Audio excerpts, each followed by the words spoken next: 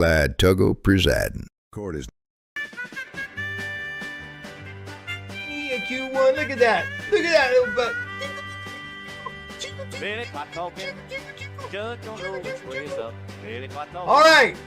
Got the children. Eyeball, when my wife says we need to talk, eyeball.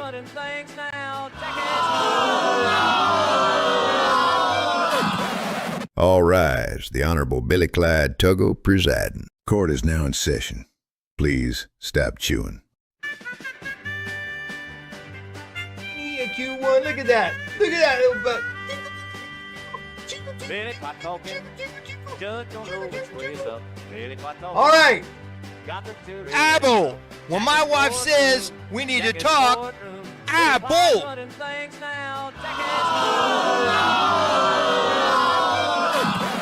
All rise. The Honorable Billy Clyde Tuggo presiding. Court is now in session. Please stop chewing. All right, we're live. Oh, man. Everybody tired of Nancy Guthrie, so we're going to talk about Brian Hooker.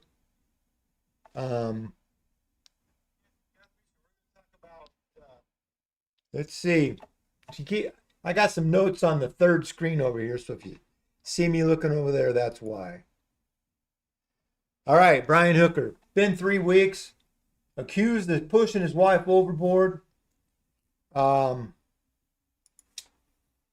He was released. They didn't have enough evidence. You know, we've already got him convicted on the internet.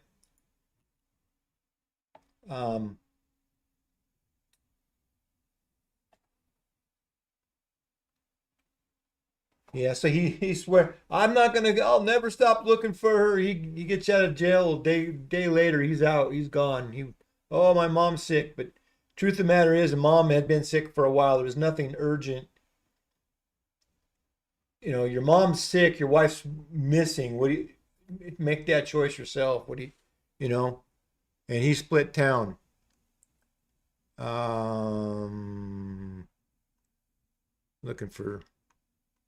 Looking to see what we want to look at tonight. Let's see.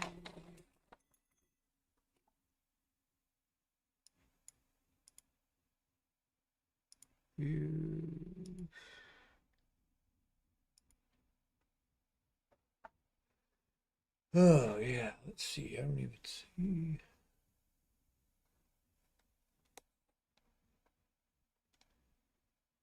All right. Let's open. Got to open up this chat app. The chat app I have sucks. I need to find a better one. Caster Labs, it's called. I originally got that one because it's the first one I come across. I didn't really test any others, but it lets me put like Facebook, Twitch, and Kick all on one chat situation.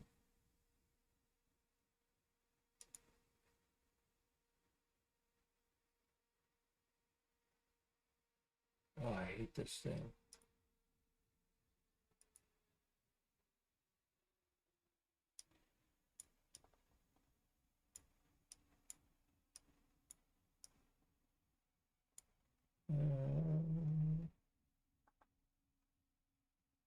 Should have chat on that.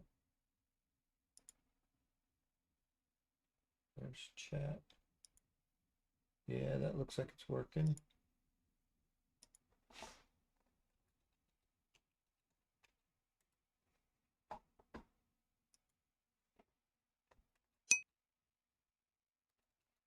All right, we got chat popping up there.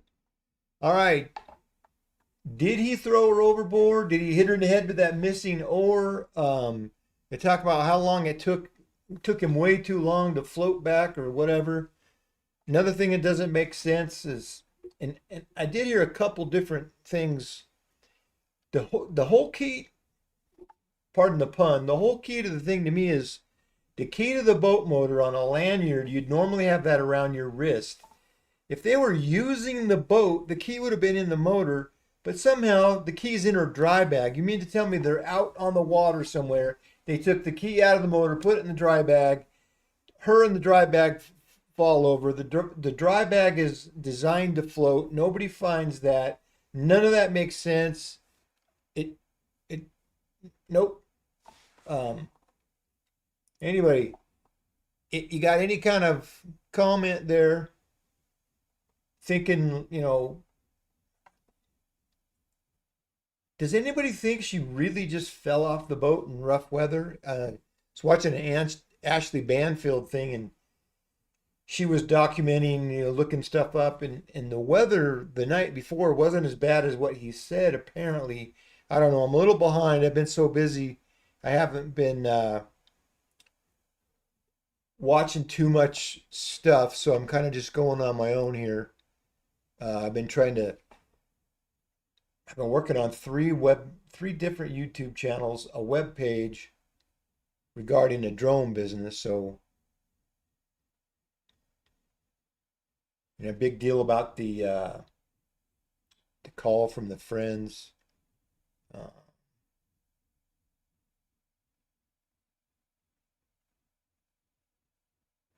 It's only not even showing me on here, as maybe it is. 2 views.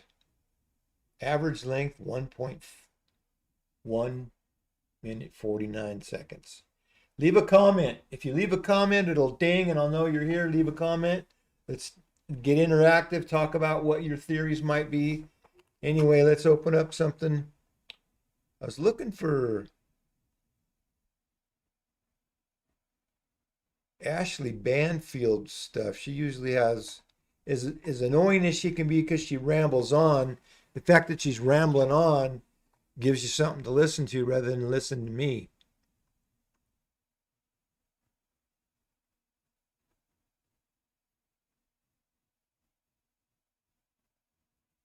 I think I watched this once before. Let's see.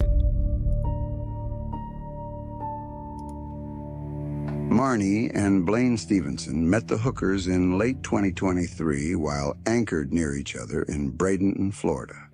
They sailed together. They shared meals. I'm sorry They for became the kind of friends that people AI who live thing. at sea make, bound by proximity and Quiet shared experience on the water. They considered Brian and Lynette Hooker people they knew well.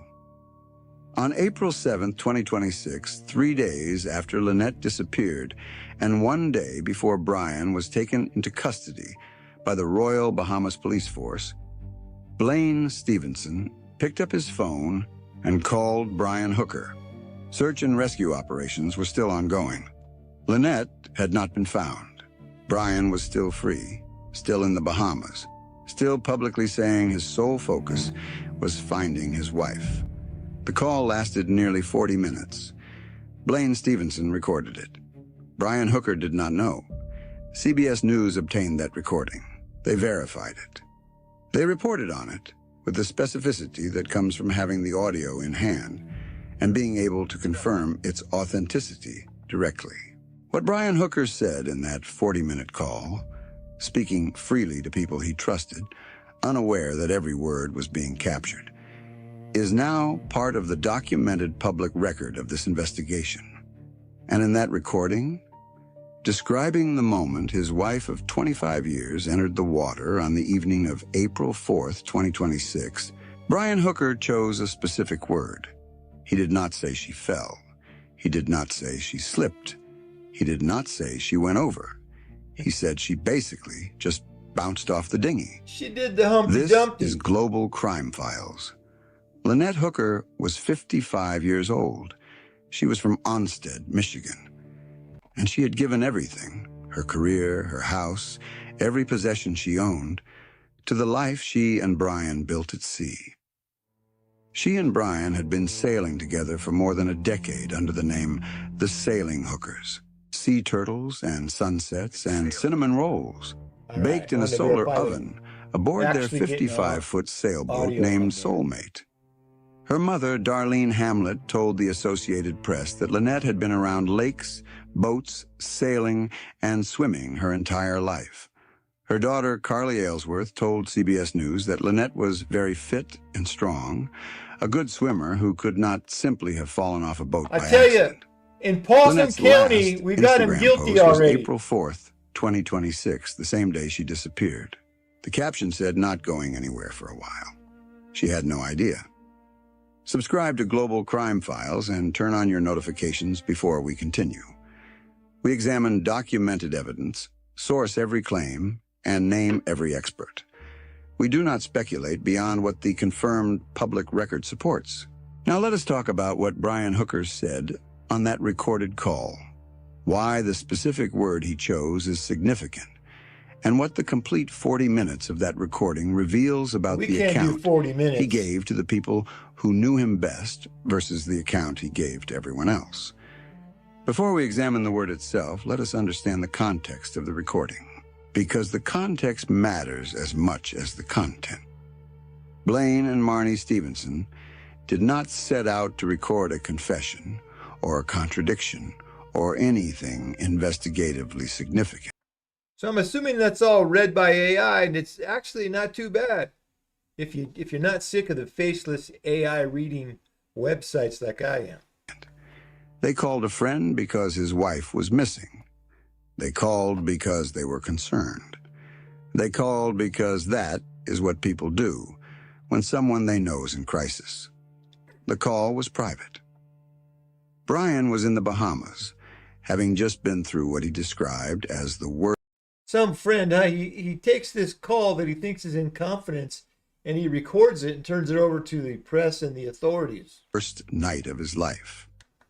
I don't blame him if he thinks the guy killed his wife. I'm not saying that, but some friend, huh? He was speaking to people he trusted, people who had sailed with him and Lynette, people who had no reason in his mind to question what he was telling them. Brian Hooker did not know the call was being recorded.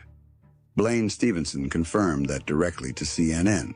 He published the recording on YouTube after Brian was taken into custody because, as he told NBC News, Brian was unable to speak for himself while detained, and Stevenson wanted to release Brian's account of the incident.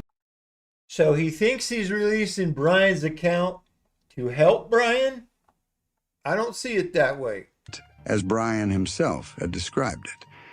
That detail is forensically important. Brian was not performing for investigators. He was not choosing words carefully for a formal statement. He was not speaking through an attorney. He was talking to friends. The way a person describes a traumatic event to people they trust in the hours after it happened, when their guard is completely down, is often the most unfiltered version. Well, it's going to be hard to listen to for a very long time. If you heard the call they're referring to, which we may go find it instead of listening to that AI thing, there's no emotion. Can you even...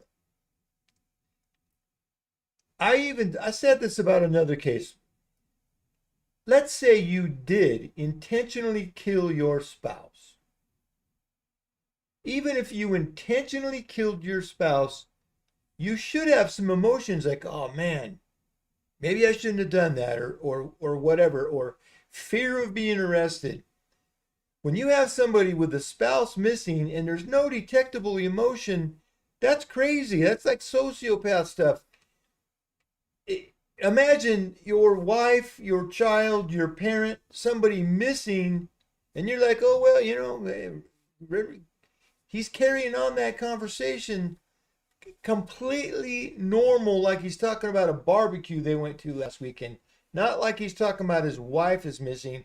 There's no emotion, not any interview did he have a single tear or anything. And then you listen to some of those body, I forget what they call them, but the experts that look at your features and your movements and stuff. Why can't I think of the word I'm thinking about?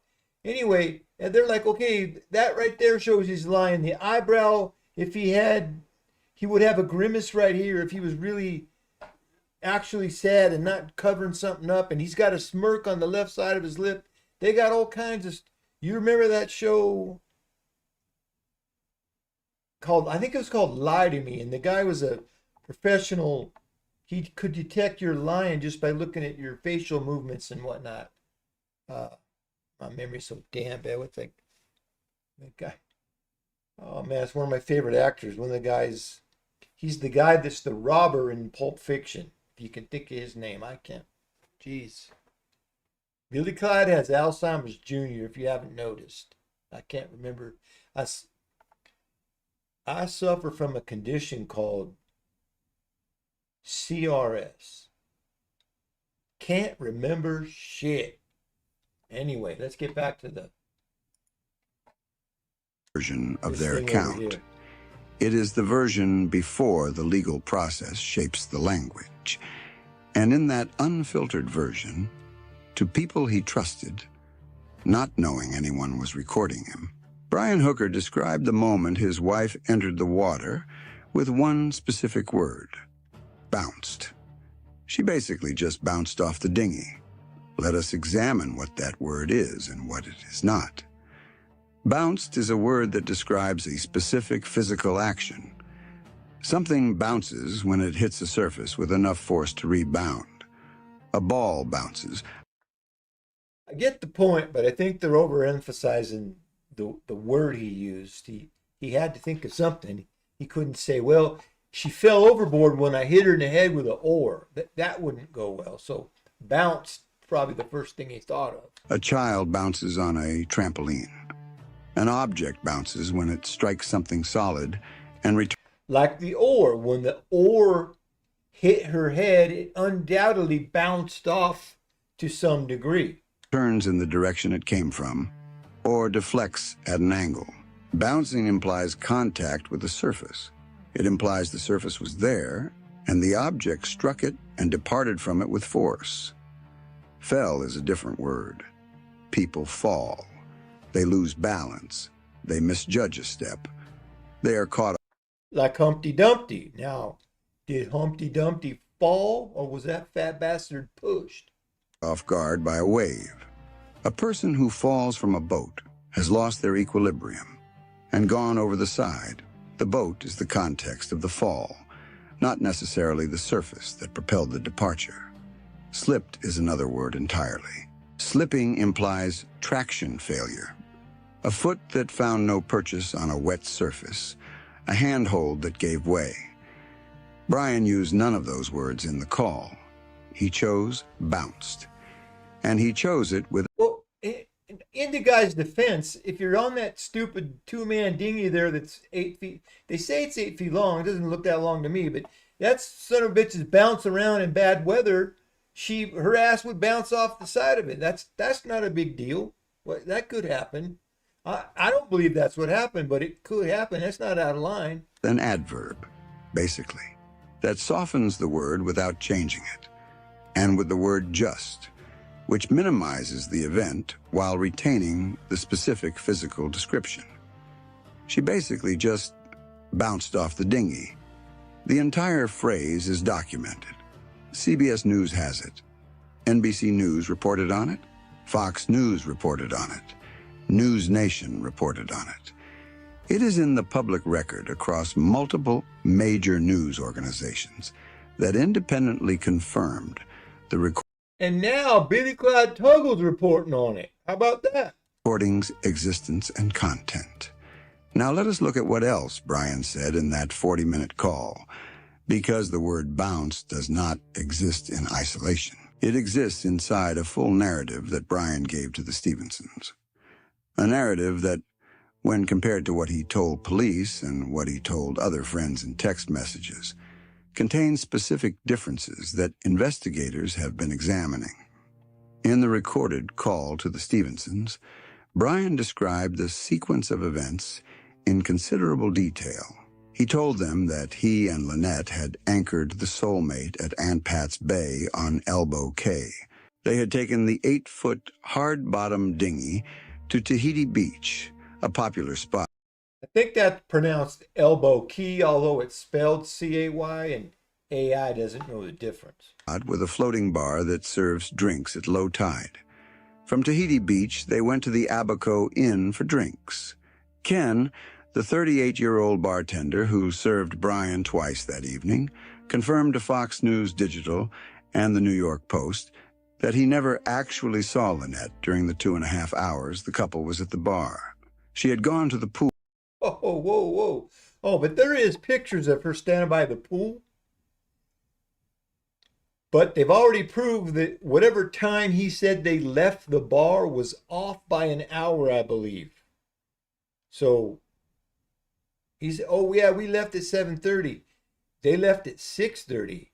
Put her on the boat, killed her, drove out in the middle of the ocean, dumped her off like Dexter, came back, brought the boat back, went out on the dinghy, screwed around and came back on the dinghy, threw the life thing out there. I got it solved already. Trust me. Pool when Brian ordered the first round. Brian came back 90 minutes later for the second. The surveillance footage from the Abaco Inn, reviewed by Carly Aylesworth and her boyfriend Steve, and reported by Ashley Banfield on Drop Dead Serious, shows Brian and Lynette leaving the inn at approximately 6:38 p.m., heading toward the dock. Brian told police they left at approximately 7:30 p.m. The surveillance record and the statement to police are 52 minutes apart. Now, that's what I just mentioned. He could easily make a mistake. Anybody can make a mistake by an hour. Yeah, we left about 7:30. It was really 6:30. Who gives a shit? But when it comes to the point where somebody's now missing, you got to look at everything. Right? So that 52-minute gap could be a key. It could mean nothing. In the call to the Stevensons, Brian described what happened next, the crossing back to the soulmate, the conditions on the water, and then the moment. She basically just bounced off the dinghy in the middle of a little blow, like 20-something knot winds that popped up. A little blow? That is the phrase he used, not the treacherous conditions he described in his Facebook post, where he wrote about unpredictable seas and high winds, not the extreme conditions that would explain why a former United States Marine could not locate his wife in the water near him. A little blow, 20-something knot winds that popped up, and his wife basically just bounced off the boat. So, they're both obviously sailing, boating, outdoors people. She falls off the dinghy, takes the key with her. Let's say that's all true. Now he's on the dinghy with no key. Do you sit there on the boat, paddle? Do you jump out and swim after her? What would you do? Leave it in the comments. Leave it in the comments. Leave it in the chat. What would you do if a loved one fell off the boat, took the key with them, and left you there with no engine running? Not an engine, it's a motor, it's an electric motor. Left no motor running because the key, even though the key story doesn't make sense, because once they said it's the extra key, then they said it's the key and he didn't have a key, but the key she had's in the drive bag, then how the hell were you driving the dinghy around without the key? Why would you take the key out and put it in the dry bag? None of it makes sense. He also told the Stevensons that the sun set like basically 10 minutes after she fell over.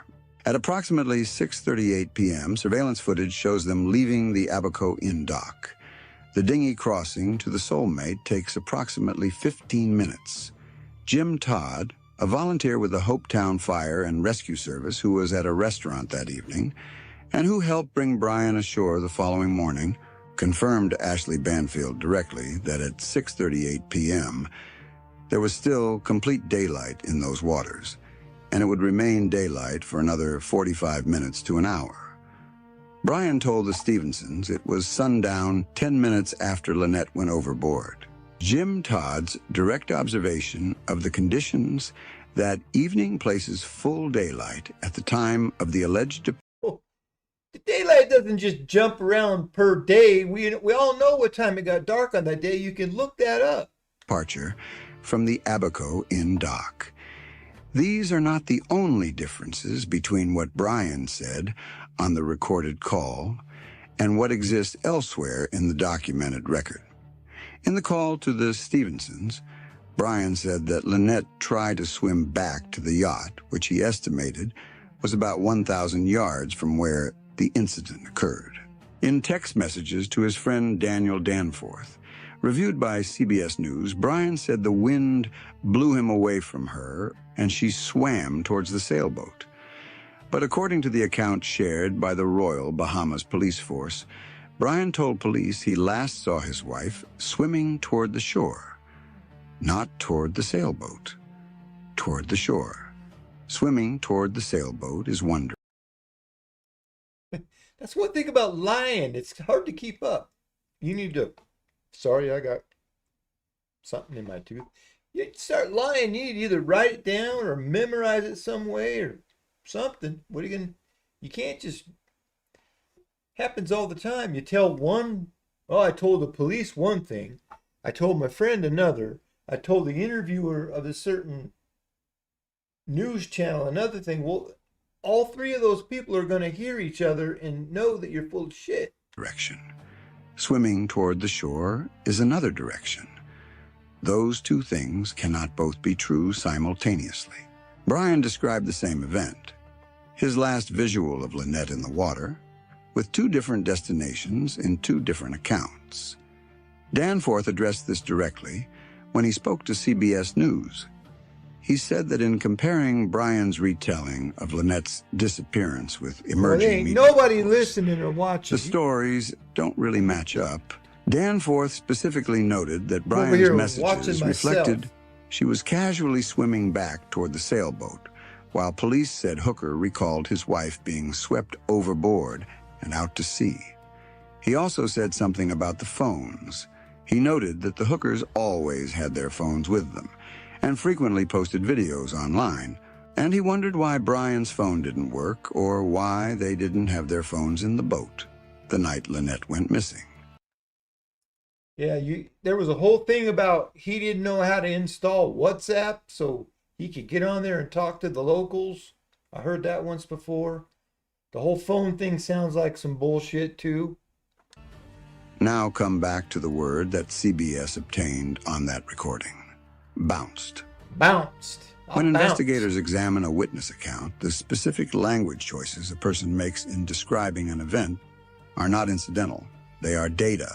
The vocabulary someone uses, particularly in an informal, unguarded setting when they do not know they are being recorded, reflects how their mind is organizing the event they are describing.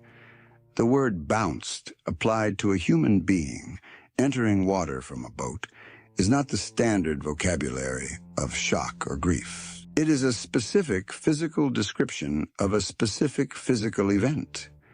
Carly Aylesworth told News Nation through their local affiliate Wood that she was skeptical of Brian's account and suspicious of her stepfather. She confirmed what she had told other outlets, that Brian and Lynette had a history of not getting along, especially if they had been drinking. She told CBS News that Brian...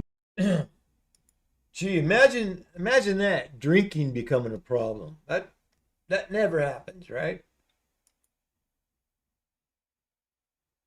typically drove the vessel, making his account of Lynette having the kill switch lanyard when she went overboard inconsistent with who was generally responsible for operating the dinghy.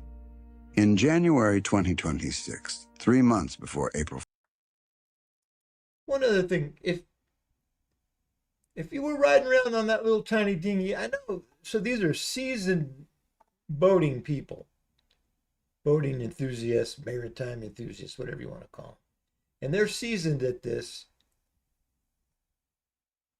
Maybe they're not wearing life jackets. Are you required to wear a life jacket on something like that? Or are you just, I know you would be required to have one within arm's distance, but I don't know if you're required to wear one on something like that. Normally you're out boating, skiing, you're 12 and under, something like that. You got to have a life jacket on.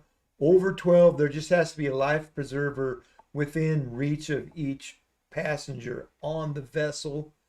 So it should be required that there are life jackets on that little piece of shit, but I don't know. That's just me speculating from my own experience from owning boats and jet skis in the past. Fourth, Lynette told Carly something specific about a previous incident on the boat. Carly confirmed this to CNN and to Fox News Digital.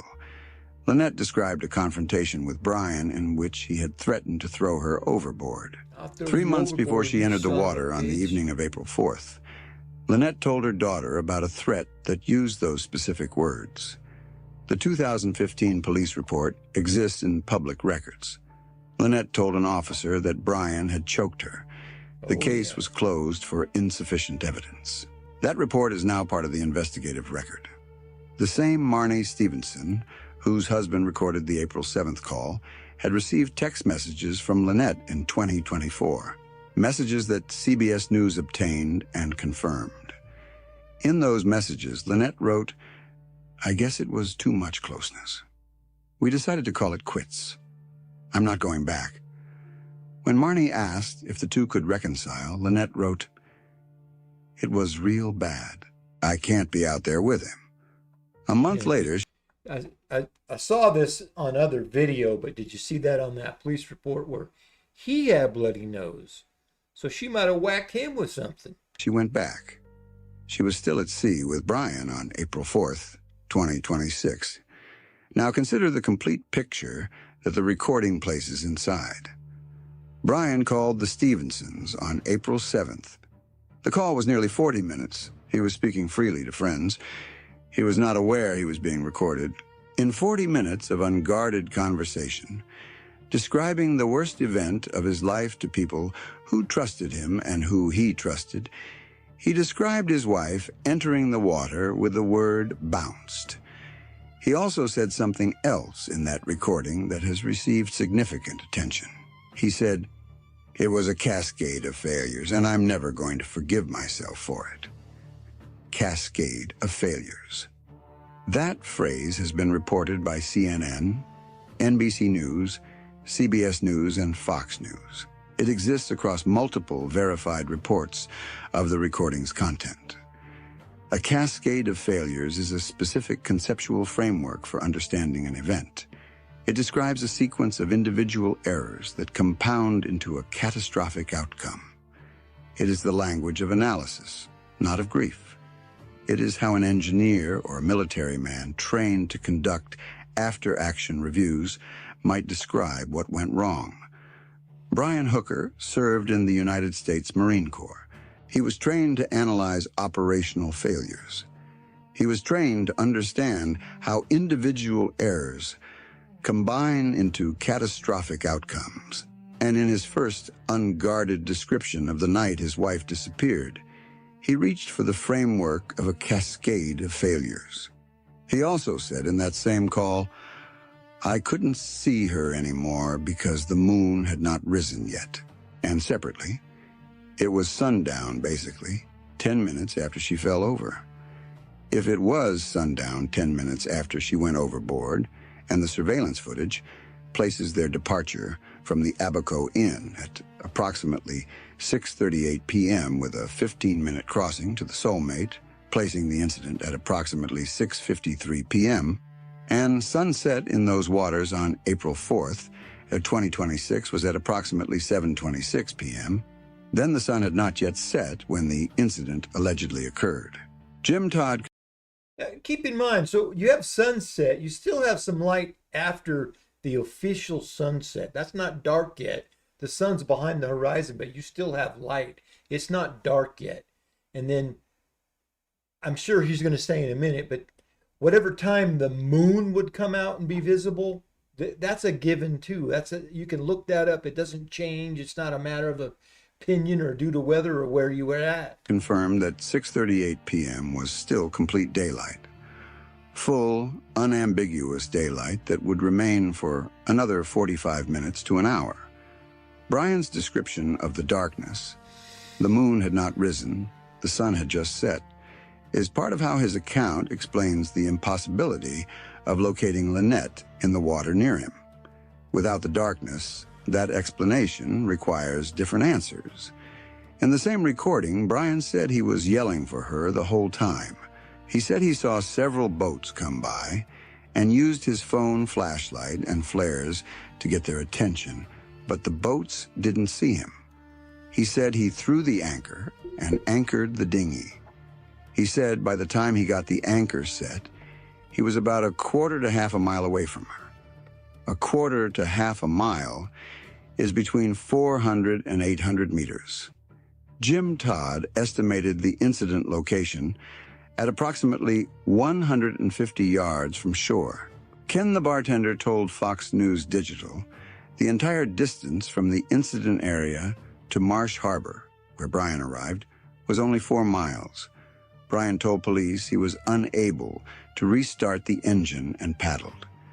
He arrived at the boatyard around 4 a.m., approximately 7 to 8 hours after leaving the Abaco Inn dock. 4 miles, 7 to 8 hours. In conditions, Captain Bill, who was anchored directly beside the Soulmate that night, described publicly on the Brian Enton Investigates podcast as not that bad.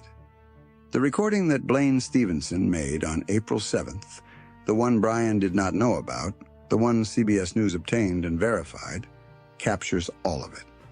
The word bounced, the cascade of failures. The timeline that places events at sundown, when surveillance footage and eyewitness accounts from people in those waters suggest it was still fully light. The description of Lynette swimming toward the sailboat while police say he told them she swam toward shore. 40 minutes of Brian Hooker speaking freely to friends he trusted. Brian Hooker denies any wrongdoing completely and categorically. His attorney, Terrell Butler, stated that Brian Hooker categorically and unequivocally denies all wrongdoing and has been cooperating with relevant authorities. His Michigan-based attorney, Crystal Marie Hauser, told ABC News that Brian Hooker never would have harmed his wife of 25 years and asked the public to give him the benefit of the doubt. Brian has said publicly in his first interview following his release from custody that he never harmed Lynette and never would harm Lynette, and that he wants to find her. He has not been charged with any crime. The Royal Bahamas Police Force Commissioner confirmed to NBC News that Brian Hooker remains a named suspect who has not been cleared and can be rearrested. The investigation holds the recording. CBS News verified it. The investigation... So I would imagine, just like laws in the U.S., and they talked about this in one of the things I watched, they probably held him as long as their local laws would allow. You know, in the United States, I think without evidence, it's tough to keep somebody past 72 hours, I believe. I don't know. I'm a fake judge and lawyer. I'm not a real lawyer. So I don't know. Maybe they kept him as long as they could and they had to release him. There's no evidence. They got no body. They got no weapon. All they know that she's missing. They have no evidence to show that he's lying about any of that. So, you know, they got no choice but to let him out. And holds the Apple Watch data confirmed by the U.S. Coast Guard to Lynette's mother, Darlene. The investigation holds the devices seized from the Soulmate under a search warrant that CBS News reviewed. A digital video recorder, digital tablets, and cell phone-related equipment described as material evidence related to a missing person causing bodily... I didn't know they had that Apple Watch. I did hear that she was wearing a different watch that he gave her as a gift, but she didn't like it. She's going to give it to the daughter. And she wasn't actually wearing the Apple Watch, if that's right. ...harm. The U.S. Coast Guard criminal investigation remains open. The Royal Bahamas Police Force investigation remains active. What the recording also holds, and what the public record now permanently contains, is the word Brian Hooker chose in his first unguarded, unmonitored, unaware description of the moment his wife of 25 years entered the water on the evening of April 4th, 2026. Not fell, not slipped, not went over, bounced. Darlene Hamlet is 76 years old, and she is in Florida waiting for a phone call that has not come. She told Ashley Banfield, "I just want nothing more than I love you and wish you would have come home. Carly Aylesworth flew to the Bahamas to search for her mother. She walked the shorelines where the cadaver dogs worked. She sat on the dock and looked at the soulmate and said to no one, "Hey, Mom, I'm here, wherever you are." Lynette Hooker called the ocean. It's not like anybody's looking for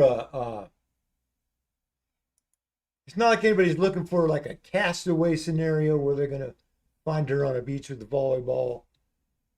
They are presuming that it's, at this point, it's no longer a search, but a recovery. So there you go. I don't know. She's not on Gilligan's Island. Let's put it that way.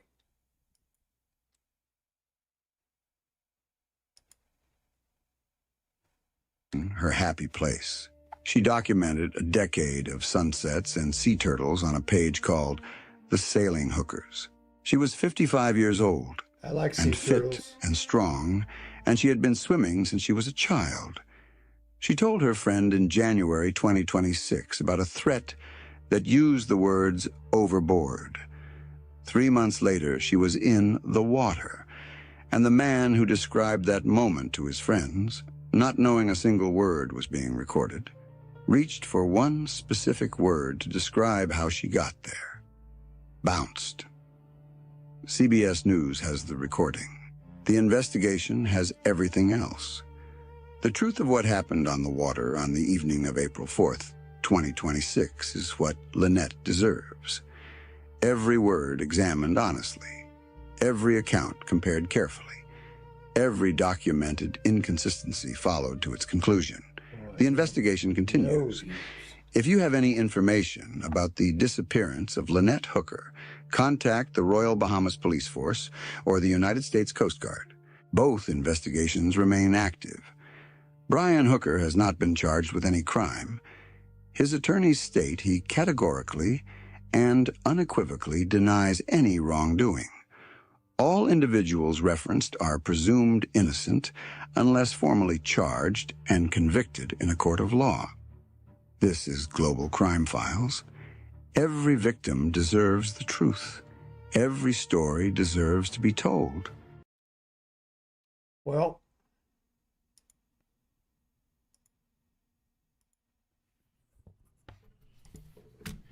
hello, folks. Thank you very yep, not tonight, Judge Grady. All right.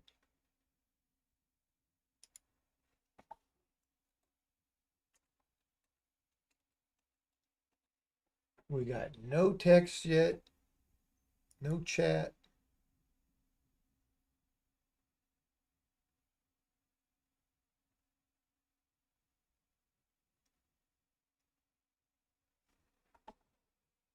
Ah, 3 days ago, 2 weeks ago, 11 days ago,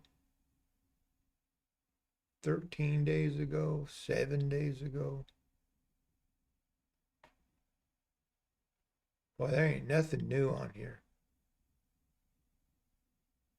13 days ago. 12 days ago.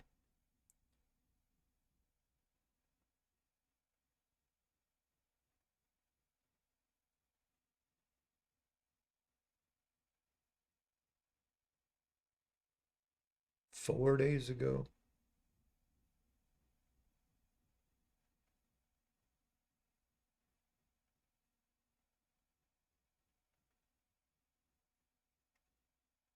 Ten days ago. What the hell? Everybody hiding?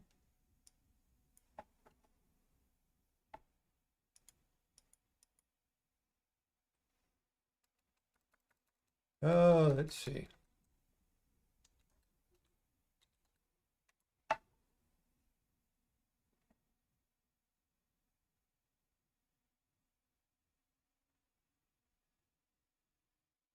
Let's go look. There's some new, got some 7 hours ago, some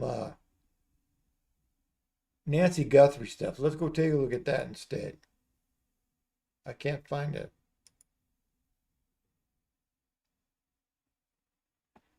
single new. We really appreciate it. Please click to subscribe. I really appreciate all of your support. It is now day 80. So this guy's pretty good. He's one of the best of all the YouTube stuff, and he's actually a real journalist. He's had shows on real network channels, cable channels, not just a guy who dresses up in an Amazon robe streaming on YouTube, if you know what I'm saying. 6 since Nancy Day Guthrie 86. disappeared, literally just vanished out of her home in Tucson, Arizona. Still no real explanation, still no suspects. It's been almost 3 months. In this episode, I'm getting into some new information. You guys remember before Nancy Guthrie disappeared, and I've reported on this before, there was this reality show that was set to tape and had already started taping with the Pima County Sheriff's Office. Well, now there are some emails that have come out through a public records request. Fox Digital actually got them. They're just interesting because they showed the behind the scenes of the Sheriff's Office. They also talk about the fact that there were changes in leadership positions in homicide and also in the cold case unit, which is something that I've reported a lot about. The fact that experienced leaders were moved around by the sheriff, and a lot of people are not happy about that, and there's questions about whether that may have impacted the Nancy Guthrie investigation. So I'm going to get into that in this episode. Also, this question of whether there is one or more than one suspect involved in this. Obviously, we saw the guy on the doorbell camera, but is there someone else involved? I'm going to ask retired FBI agent Steve Moore about that. And we've heard a lot of theories that go both ways, but he has interesting theory based on evidence that he knows about that he's going to explain here. And a couple of other updates that I've learned about over the last couple of days that I'm going to get into in this episode of Brian Enton Investigates. Hey, Steve, it's nice to see you.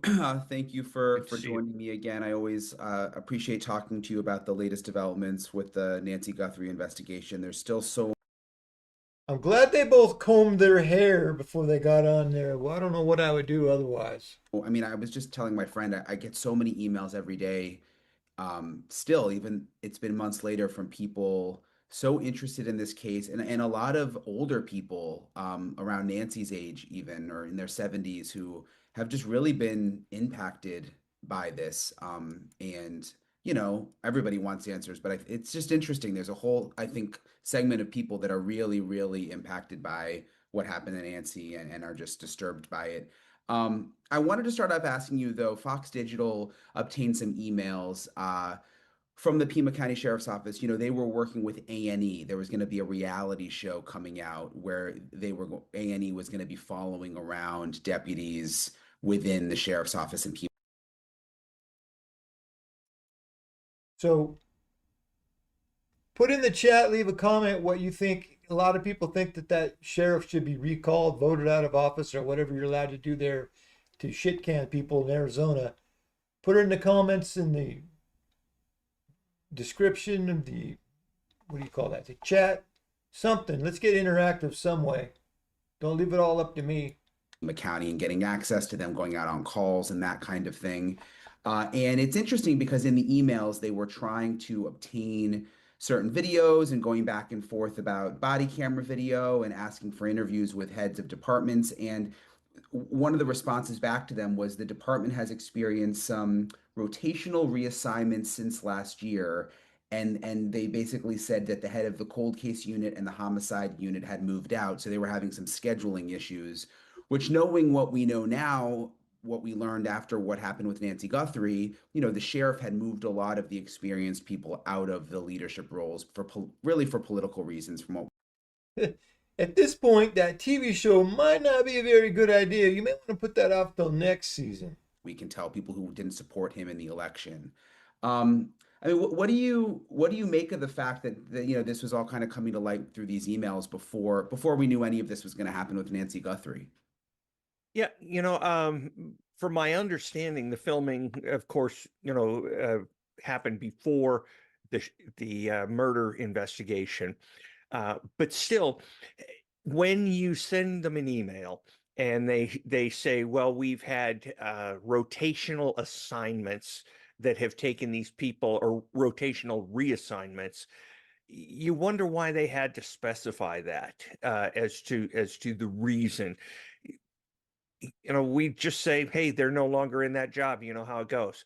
Plus, I don't remember, at least in the FBI, rotational assignments. I mean, I suppose there are a few, but when you go into a job, you're expected to stay there as long as you and they want you to be in that position, and it's vetoable by either party. With some of these shows, I've watched them and it seems like some of them can be good for law enforcement. They show what it's actually like to be a cop, what it's like on the streets. You sort of sympathize more with the officers. But I don't know, there's something about this that's rubbing a lot of people the wrong way. I think just since the Guthrie case is still unsolved and you see that, the leadership in the department was taking so much time with these producers before planning out this show. There's also questions like, were they getting access to public records more quickly than regular people could have? They were just sending body camera videos back and forth, that kind of thing. What's your general opinion of shows like this? It's a mixed bag, Brian. As you point out correctly, it gives people an idea of what law enforcement is really like, and shows them that it's not like it seems to somebody who's just looking at what they see in the news. It is sometimes terrifying. It's always demanding. And, to me, I see uniforms. The FBI has not done anything like this. And I learned more about uniformed police officers and what they have to do. So I think they're valuable there. I have always wondered how those things affect legal proceedings of the people who were arrested or detained or part of any kind of situation. I can't imagine a lawyer saying, hey, this is a good idea for the department.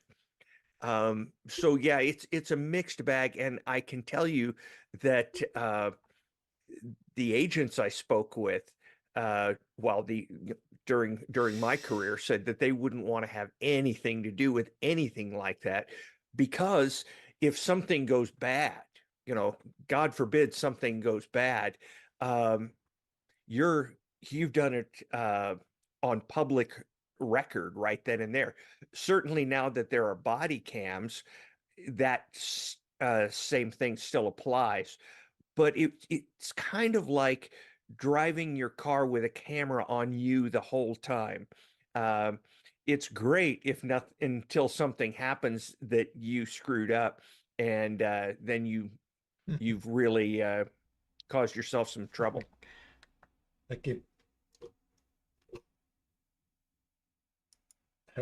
I watched a deposition of a guy who caused an accident. He was a truck driver, and the camera showed him like dozing off, and then he reaches down, he gets an energy drink, and he's taking a drink, and the next thing you know, he hit a car and it spun out, and the camera clearly shows him falling asleep, because the camera there's cameras pointing outside, and there's a camera pointing at him, and a camera pointing behind, so no matter what he does, it's on camera.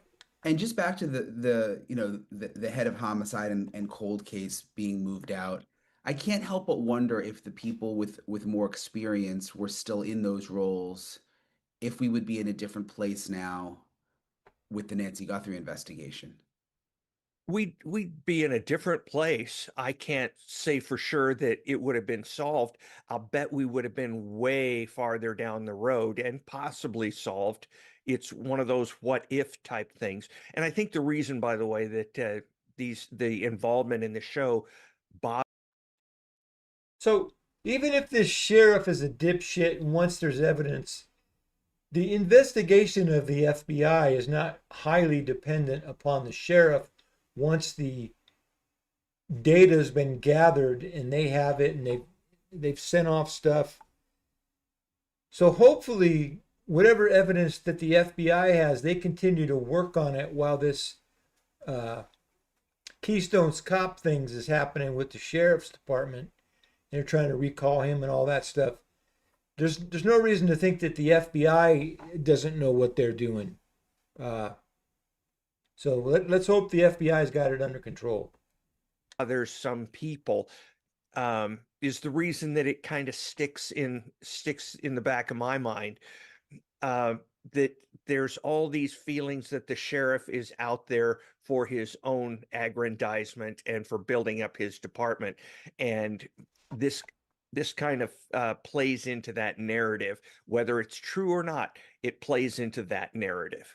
Yeah, and again, when you see all the hundreds of emails and the time that it's taking the personnel in the sheriff's office to respond to these producers, you do just wonder, there's crime in Pima County. There's a lot of crime. Makes you wonder, like, shouldn't they be maybe focusing on that instead of like a reality show? Yeah. I think there's positives. You could say that about all those cops that are on live PD. They got better stuff to do than stand there and make nice for the camera. And negatives to the show, to shows like that, and I think overall they've been a net positive. But in certain situations, they've been a significant negative in specific situations. Are you surprised that they were so interested in this reality show based on what we saw from the sheriff? I mean, he did a lot of interviews initially. There were the press conferences. He seemed to be a fan of being on TV. Yeah, it's very troubling when you see something like that, which indicates that the people at the top may be very much interested in media. And keep in mind, this is an elected official here, so any publicity like that would be just immensely helpful. It's also kind of unsettling that he would be involved in that. And you get some people in law enforcement, and I suppose any other. You all probably know who Sheriff Lamb is. He has a YouTube channel. He has Fridays with Frank. That's a guy that's underneath him. Sometimes they do that together. He's got the show where he eats French fries with his wife. He was on one season of 60 Days In. And apparently he's able to do his job even though he's got some TV shows and some other media responsibilities going on at the same time. Apparently he's still doing his sheriff's job. I don't know about this guy in Pima County. Don't know about him. They're kind of situation where the media is paying attention to you. You get to like that. And when that happens, sometimes the primary responsibilities you have leave some take chat. A secondary Put something in the role chat. You're there to getting your face on camera or getting positive reviews, something like that. It's I see you lurking back there. It's disturbing when you see that. Again, these are just my impressions. But it's kind of leaving a. If anybody's listening and you saw the thumbnail and the original part was Brian Hooker, there's nothing new today of Brian Hooker. Nobody's covering it, it seems like.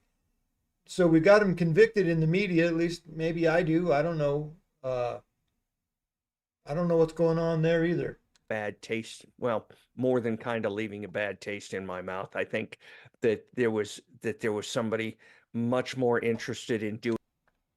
Don't taste the sheriff. You'll be okay. Doing things his way than the right way, and getting his face on camera instead of getting other people's face.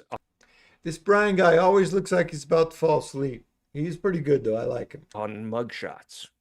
And you and I spoke last time about, I had reported that a hair has now been sent to the FBI lab, a hair that was already at the Florida lab that the Pima County Sheriff's Office uses, has now been sent for additional testing, more comprehensive testing with the FBI. And since I spoke to you, the FBI actually put out a statement about it, which I thought was kind of interesting, trying to read between the lines of what they said. They said, we're still receiving inquiries on this. This is not new evidence or information, which I knew. This isn't like a new hair they found. It's a hair that was found initially, and it's just now being sent to the FBI. It says, FBI asked to test this DNA 2 months ago with the same technology we've always had, when the local sheriff instead sent it to a private lab. Any further developments we will share as soon as appropriate. But the part where they said FBI asked to test this DNA 2 months ago, to me just showed maybe a little animosity that's still there between the FBI and the sheriff. Yeah, that statement was a little bit more than a little animosity. For the sheriff for the FBI to release a statement like that in any way, shape, or form criticize local partners is really, really not a great thing. On TV shows, they leave you to believe that the FBI comes into town, takes over the case, and pisses off the local cops. I don't know if that's how it really happens. I don't know if it happened in this case, but if so, if the FBI just came in and took over all the evidence, took over everything, and that would lead you to believe that they're working on something. It's not a cold case at this point. And if they have this hair, you never know. We might turn around and get an arrest one day. It's not likely, but you never know. And when they spoke, or when they released that, they didn't even use the sheriff's name. And that is really kind of intentional as far as I That poor sheriff's going to be canceled at some point. can see, because if he's an elected official, he would like to see his name on these things, and so by not releasing his name, they're kind of indicating that they're at a distance, working relationship wise. And I think maybe trying to make the point like, hey, we wanted this months ago. We had the same technology months ago. Again, kind of back to, you wonder if they had the experienced people in charge of homicide, would things have been different? I'm kind of wondering if they had sent the hair months ago when the FBI first asked for it, if things would have been different. I can't help but think so. See, when the sheriff is down into the weeds into a case so far that he is making the decisions on whether we're going to cooperate with the FBI or not on this one little hair, imagine what else he might have his fingers on. They say, well, he couldn't really damage the investigation. He's just, a manager. Well, guess what? He's making specific, important decisions in the case. If I was a sheriff and my homicide people refused to send evidence to the FBI lab, we'd have a conference and find out about that. We'd want to know exactly why they felt that the FBI's lab was not good enough for them. Yeah. And I think it's indicative of a feeling of animosity between the sheriff and the FBI. And it's really unheard of. And it's unheard of for the FBI to say, hey, we asked. We wanted to do it the right way, but the sheriff, for reasons we don't know, needed to send it to a lab 3,000 miles away. Yeah, yeah, like I said, I think that there was definitely some animosity there. In the last couple of weeks, I've talked to people on both sides, smart people on. Yeah. Have they said if it went to the FBI labs, does it got to go back to Virginia, DC, that area where all the FBI main stuff is? Or do they have a lab in the state of Arizona? Why it doesn't make sense that DNA's got to go 2,000 miles away. Enforcement experts, people like you, some believe Smart that people and people like me. And people like you, yeah. Some people, but no, none of them have cute cats that pop up during the, Yeah, you're the only one. I'm nervous again. Yeah, which a lot of people liked, by the way. But Diet Pepsi, some people think that there was only one suspect and that it's totally possible to have done this alone. And there are others who are 100% convinced it was at least two people, maybe three or four. You know what else? Now this may be spelled out, and I just haven't seen it. But so her blood's on the front doorstep, so she must have left to the front doorstep. Why was the back door propped open? Did he break in the back door and prop it open, thinking he's going to take her out that door, and ends up taking her out another door? Why was the back door left propped open? When the sister and the son-in-law got to the house and found that she wasn't there, they come upon the door open and propped open, if I'm not mistaken. That doesn't make any sense if we know she went out the front door because that's where the blood was at. And then he's messing with the camera. Did he disable the camera and then go around back and break in because he knew he was going to take her out the front? That doesn't make any sense. The way that driveway and everything's laid out, you could pull a car around the side of the garage, take her out the back, instead of walking across that unpaved area in the front that's like gravel. None of it makes sense. Why blood on the front, door open in the back? It doesn't make any sense at all, unless there's something that I'm missing that I didn't hear because I haven't been paying too much attention lately. It doesn't make sense. Where do you stand on that? I think that your statement that you just made was absolutely all-encompassing and correct. Some people very, very rightly say that it's hard to imagine a single person doing this. But at the same time, you can't put your weight down on the ice. And I don't mean to be equivocal on this, but the finest, in my opinion, the finest investigative organization in the world is having trouble with this case. So I don't want to sit here on the. We don't necessarily know that the FBI is having trouble with the case. Maybe there's not enough evidence. Maybe they have evidence they're working on. You never know. They may have a subject in mind, but they don't want to give up their hand yet until they have everything analyzed. You never know with that stuff. But then again, I might be completely wrong because 3 months is a long time to sit there and look at stuff like that. But you know how it is. Sometimes once somebody's already arrested, they go over paperwork for an arrest for a year before it's a trial. So who knows how long they're going to process and look at this evidence and build a case. They may have a case building now and a suspect in mind. And the reason they're not hurrying because they're not assuming he's going to flee. I mean that the son-in-law. Maybe he did it. I don't know. Internet and say, I would have done this differently, or I would have done, I believe this and this and this. I think both are possible.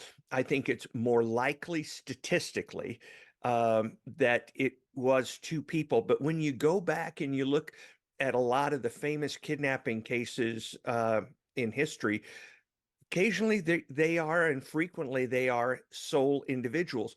But when they are sole individuals, usually what you're dealing with is an infant or a child. Because think about this, you can't live your normal life if you are, if you have guests in your house, it's stressful enough to go to work. But if you have a guest who's trying to escape, it's undoable with one person for any length of time. Do you think there could have been, and some others have called it like a chef and a waiter, a boss and an underling? Could there have been a boss of this operation and then some people that were just sort of working for him? There's always going to be a leader. Now, put back into mind when she was first missing, I asked some questions. Do you think she left there alive? Do you think she's still alive? That probably doesn't pertain now. Do you think any of the ransom notes were real? And do you think any family member might be involved? Those 4 questions. But I had one night, we had a stream going. We had a lot of interaction with a couple of people, but like tonight, there's not a single chat. I see people bouncing in and out. Nobody's staying on there. Well, in any situation, I like to know your ideas. Kind of has a greater sway on what's happening. So I would agree with that 100%. I don't know if it was a formal, if somebody hired somebody. You generally, nobody but a fool would hire somebody to help them with a kidnapping. So it would have to be two like-minded individuals. Someone that the other person trusts, like a friend, or Yes, exactly. That But another thing, when there's more than one person involved, eventually somebody's going to slip up, or one guy gets pissed off at the other and is going to turn him in or go against him. One guy gets scared, so you got one guy arrested. He's going to talk like a parrot and take the other guy down. Something's got to happen. It can't just stay silent with no clues that we know of. We don't know what the FBI really has, but you can't be clueless forever. I mean, come on. These people are too good at collecting hairs and blood splatter and spatter without an L, blood spatter, Dexter. They're too good at this stuff to have no clues and no leads and no evidence. I just don't believe that. that's what I would go with. The kidnappings that I worked have involved people who were friends beforehand, or acquaintances, or relatives, and they all worked together to get this thing done with a promise of shares in the ransom. let's say it is more than one person and they've now like made a pact, like we are not going to say a word about this ever. Does that usually stick traditionally? No. That will not stick for very long at all. Somebody's going to squawk. That's anybody who believes that. It comes down to one person everybody has a risk tolerance. And in that situation, one of the two will have risk tolerance that is not as high as the partner, which means they will bail before the other one will. It's like playing chicken. I'm out. Is there any chance I'm out like a possum in the headlights at the front door, who maybe is not the boss, let's just say the boss, could be dead? Like, have you ever had cases in the past where, they'll actually kill someone to make sure that they don't speak out? I'm aware of those. Goodfellas. The Robert De Niro character, he was popping them off one at a time for a couple of years, and by the time it was all over, there was nobody to testify against him really, except Jimmy. Jimmy Hill. What's the real name? Jimmy Hill. Not Jimmy. Man, my favorite movie, and I can't think of the character's name. Those kind of cases. I've never worked one like that, but it's certainly Henry Hill. possible. In that case, you're probably dealing with somebody. Look at me with my screen box. I go back and forth. This thing's the coolest thing ever. Obviously violent, has killed before, Killed. and I think I might killed have that son of a bitch. handled the kidnapping itself in a different way. But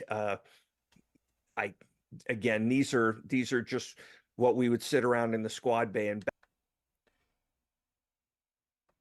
So who thinks they kidnapped her, killed her on accident, because she wasn't too healthy and wasn't the healthiest in the hard to move and all that. Something happened. We know she was injured because there's blood. And, maybe they kidnapped her for ransom and then killed her on accident. And it's a lot harder to get ransom when you can't give proof of life, etc. So now we just bail out. But like the topic that he's talking about, and I was talking about before that, if there's more than one person, sooner or later, somebody's going to either slip up, get scared, turn them in. Some kind of evidence is going to pop up. The FBI is going to have evidence, and they're finally going to say, okay, we got this guy now, and we are going to make an arrest. But it takes this long to put all our ducks in a row to make sure it's a good arrest, and we don't lose a chance of a conviction. I cannot believe that in this day and age, there is zero evidence, zero suspects. I do not believe that. I believe that the FBI is working on something behind the scenes. I do not believe that there is nothing. Bat around as possibilities. Yeah, and the thing too is if that person, let's just say, was, and it's just a kind of a Let's get some possibility, chat that going. Let's was get some killed, conversation. you I'm would over here think talking to that, myself. they must have had friends and a family, and if someone just disappeared, someone else besides Nancy Guthrie then disappears, wouldn't someone sort of wouldn't that sort of get out somehow? Especially if it happened in Tucson, yes, because guess who would be investigating it? The Tucson or the Pima County Sheriff's Department would be investigating it, and that would be kind of an interesting synergy if all of a sudden they had somebody who could potentially be a suspect end up dead or missing. I guess Oh at this my point we God. only have evidence of one person because we've only seen the person on the camera in the front. Granted, that doesn't mean that they don't have evidence of behind the scenes that we don't know about, maybe shoe prints or something from a different person. But do you think it's Yeah, even if there's a guy in a getaway car somewhere who was never near the camera. possible for one person to have, gotten So I'm not making fun, but she was a short woman, but a little bit portly. And if she's injured, lifeless, knocked out, actually killed, whatever, because we know there's blood, but in any case, try picking someone up and carrying them any distance to the car or whatever. And the blood stops at the edge and there's no blood in the driveway, there's no blood in the walkway. This doesn't make sense that it was one person. It seems to me that there was some sort of a vessel. They had a way to carry her from the front porch to the car without getting blood anywhere. Whether they wrapped her in a rug like you see on the old movies, stupid stuff. But if so, then they would know there was something missing. Or maybe he had a tarp with him in the backpack. Who knows? But it's just, you got the front door open, you got the blood that stops. One thing we know, she's gone. So she didn't walk away. They said she couldn't walk more than maybe 50 yards. So somebody took her. That's the one thing we know. Somebody took her. Who, why, what, when, where, how, we might not ever know. But I'm just putting all the eggs in the basket that the FBI is working on something we don't know about. And eventually there will be an arrest. Nancy out, put Nancy into a car, or would that have to be a two-person job?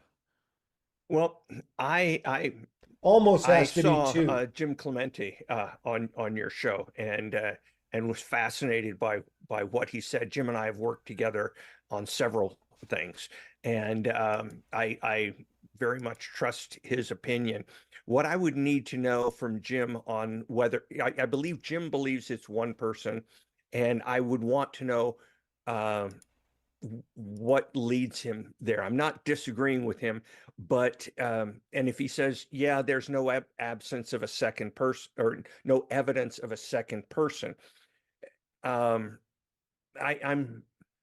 would need more than that. I mean, what evidence do we Yeah. have See, maybe of he's that out in the car. of one person except the camera? If we're saying that we don't have camera of the second one, that to me doesn't in and of itself say there were two. But Does anybody remember them talking about the tracks in the gravel? Like somebody said it might be the dolly that the forensic team carried their stuff in on. If so, they're contaminating the crime scene. Somebody else said they might have put her in a trash can and used the big trash can with the wheels on it to get her down the gravel walkway to the car and then put the trash can back. If that was the case, you'd think you'd find blood in the trash can, and we're not hearing any of that. It's just it doesn't make sense with the amount of information we have. But like I keep saying, that doesn't mean that the FBI doesn't have more information than what we hear. if Jim says it, I take it very seriously. Do you think the agents, and it seems like the working theory, we don't know, but it seems like the working theory is that this was some kind of ransom situation. It sounds like they believe the initial notes were real and then something went wrong and the whole thing changed and now the people have disappeared.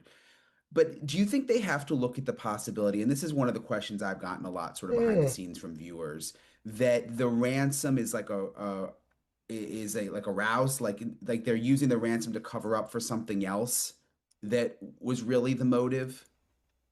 Yeah, I mean, I'm certainly not going to tell them they're absolutely wrong. It's not what I believe happened.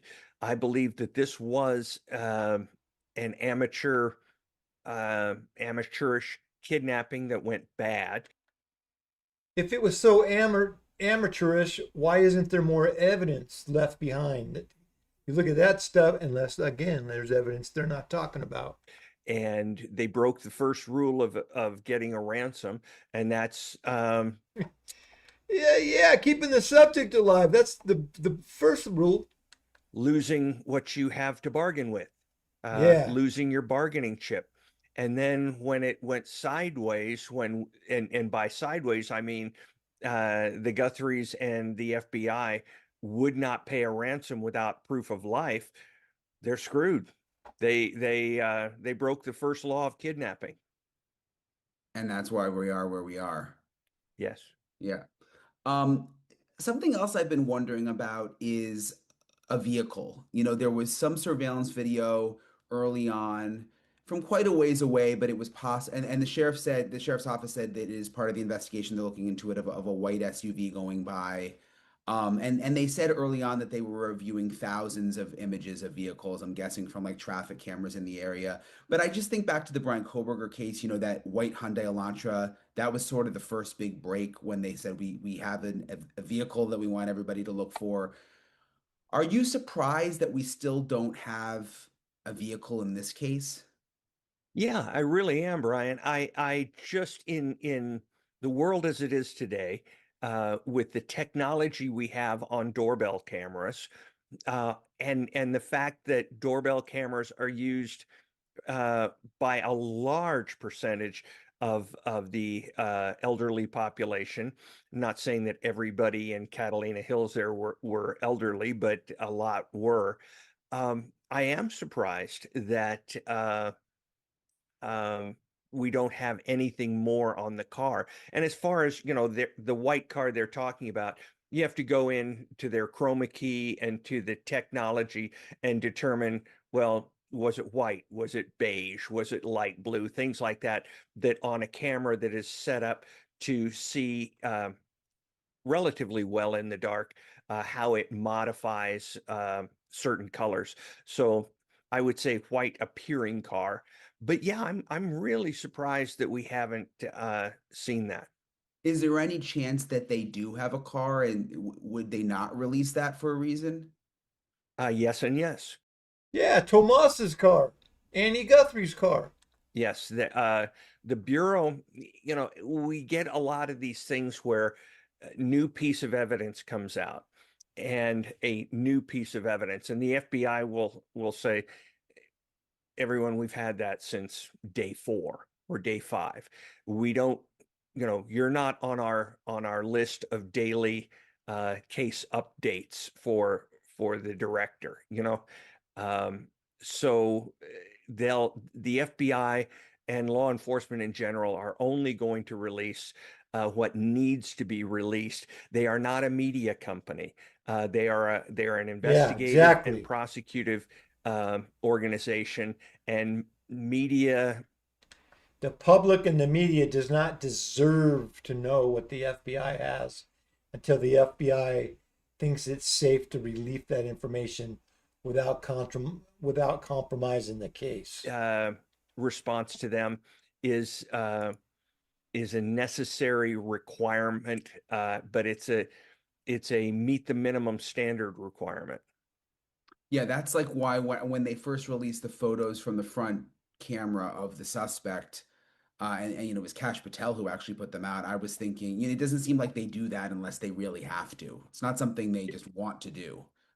I can tell you authoritatively that's the case. And it's not because the FBI hates the public. It's not because agents don't want the people to know. The FBI wants them to know.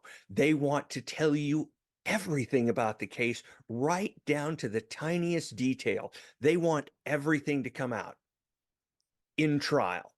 They are Yeah. not hiding this. They are preparing for trial, where they will tell you everything, because that is where the public has the absolute right to know we have public trials. We don't have public investigations. Those are the two differences. Exactly. So do you think there's significant information the FBI knows about this investigation? Because like, my sense is no, honestly. I mean, I just feel like there's so little. But what do you think? If they had significant information, they would have more progress on the case. Yeah. I think what you would find is if you could go in and get briefed by 4 or 5 different agents who are working it, you would find so much information that ultimately turned out to be of little or no value, but seemed so. Can you imagine the amount of bogus tips that they get on the tip line or whatever? So Crazy, promising at crazy. the time, and it would probably light a fire on social media if the public knew these things, and it would light a fire that would not be helpful. Interesting. And speaking of helpful and not helpful, I don't know if you remember the Cajun Navy submitted a plan to the sheriff's office. It's like a month ago, saying that they wanted to organize a search, bring in resources, drones, dogs, and they wanted the sheriff to approve it, and they wanted to search where the sheriff wanted them to search. They wanted, they wanted guidance from the sheriff. They didn't want to just come in and do it on their own.